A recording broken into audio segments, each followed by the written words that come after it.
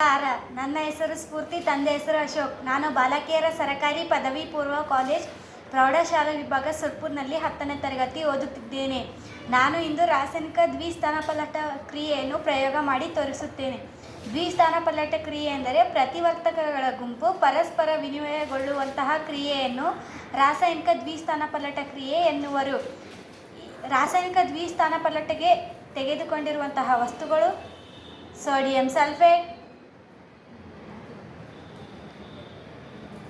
ಮತ್ತು barium chloride.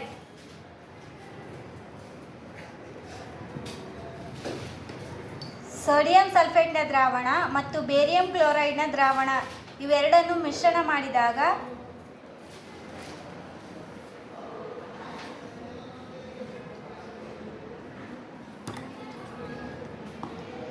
ನಮಗೆ barium sulphate ಮತ್ತು ಸೋಡಿಯಂ ಕ್ಲೋರೈಡ್ ದೊರೆಯುತ್ತದೆ ಹಾಗೂ ಪ್ರಕ್ಷೇಪಣ ಉಂಟಾಗುತ್ತದೆ. ಈಗ ಮಾಡಿರುವ ಕ್ರಿಯೆಯನ್ನು ಸಮೀಕರಣದ ರೂಪದಲ್ಲಿ ಹೀಗೆ ಬರೆಯಬಹುದು.